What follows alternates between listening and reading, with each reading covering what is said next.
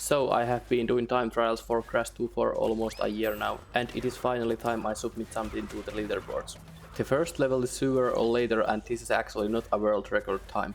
When I played this, it was a tied world record, but some lost records were recovered this May, and now this run is almost 1 second slower than the record time. However, I still think this run is really clean, and the time is 3/10 faster than the current best time on the leaderboards, so I guess it's worth submitting. I actually tried to improve this later, and I found out that you can start a hop slide from the second electric pool.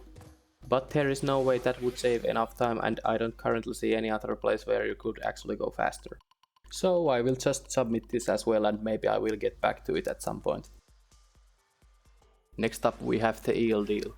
This level is based on the electric water cycles and being able to land on the water when we need to, so first we have to start the level at a specific time. The goal is to be able to leave the third water pool at the same time it lights up. This happens to give us barely enough time to land on the following water pool without taking damage, and lets us start a hop slide when exiting it. This and all the following runs will be world record times according to speedrun.com and Crash Bandicoot HD Discord. In this hanging section I basically copied the strategy from a previous record, but instead of running on top of those hot pipes I used slide jumps to save some time. Other time saves in this level were adding hop slides when exiting the first two water pools as well as the last one. This ending section with enemies is probably an easy place to save time, but other than that I would say this run is really good. The total time save over the previous record was 0.8 seconds.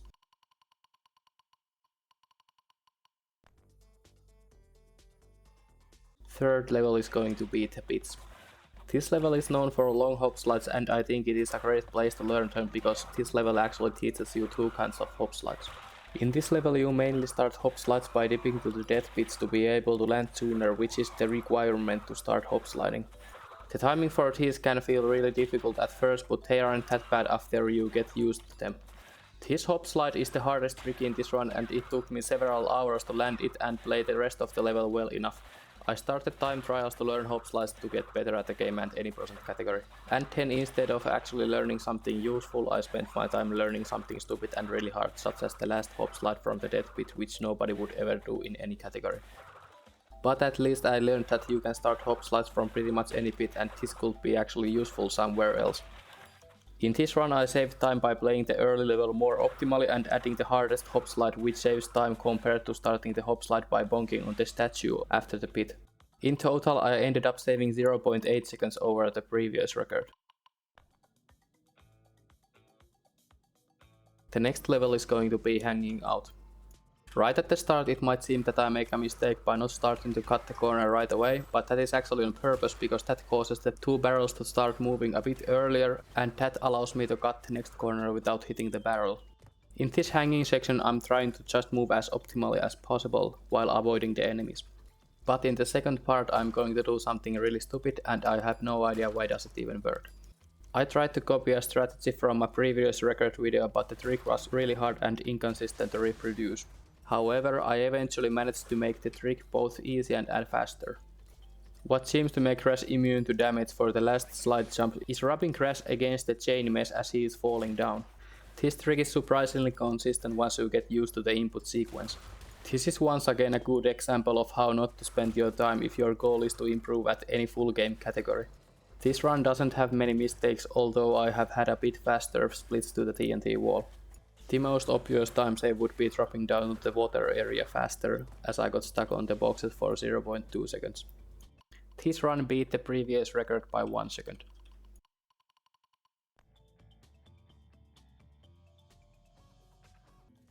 As the fifth level we have a night fight.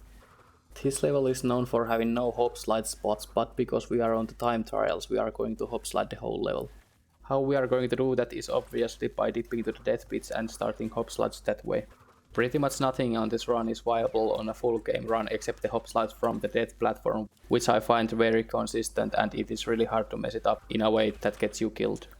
In this level we are also utilizing the zombie glitch to not take damage from the nitros when sliding or spinning them. And here we have the most stupid trick on this level, or any level for that matter. At this point I'm lowering my FPS to 30 to make it over the pit with the hop slide, and change it back to 60 when I'm on the other side. Timing the inputs correctly when closing the pause menu to maintain the hop slide was really annoying, and that is one of the many reasons this record took the longest to achieve. Right here we have a very inconsistent hop slide that saves a massive amount of time, and this is actually the only run where I managed to land every hop slide on the same run. And right there I went for the last hop slide but missed it and actually lost some time. After this run I gave the level a few more hours to see if I could land all 5 hard hop slides on the same run, but I couldn't even get the 4th one to work a single time, and I gave up because the FPS trick is really inconsistent and annoying to do. I ended up saving 1.3 seconds over the previous record. Next up we have Piston It Away. The most annoying thing about this level is the time you have to wait at the start. I cut the waiting part of the video, but you have to wait 14 seconds or 5 full clock cycles every time before your next attempt. The reason for this is that the enemy and piston cycles aren't actually linked together, and with this cycle it happens to line them all up perfectly if you play some parts of the level really cleanly. This upcoming part is where you can't make any mistakes or you will get hit later. This damage abuse stops the next 2 pistons from closing. It is actually really lucky that this kind of cycle even exists in this level, because on a later cycle this spider would get in our way, taking our mask and wasting our time. On the other hand, on an earlier cycle it would be impossible to catch the last rising piston, which is the main reason I started trying out different cycles for this level. To get this run I had to learn all the piston and enemy cycles 4 times before I found a cycle where you can make it to the rising piston just in time. That damage abuse on nitros was again to keep the following pistons from closing.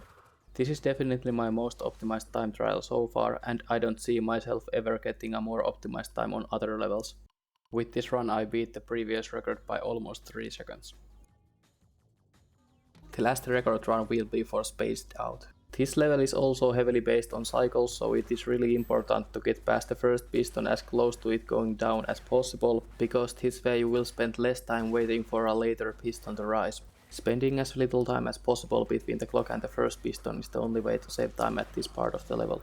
This nitro part requires some really weird sideways movement to get a slide on one of the spider enemies and on the last robot walker enemy.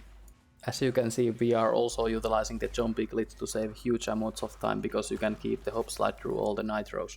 In this level the mask is used again to delay the following pistons, and this way we can save multiple seconds. Landing on that robot walker at that spot allows us to take damage with crash bonking his head, and this way we can take damage without losing any time on crash jumping in the air.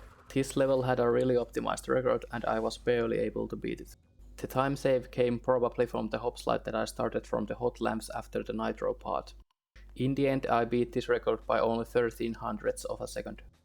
Feel free to ask any questions in the comments. Thanks for watching.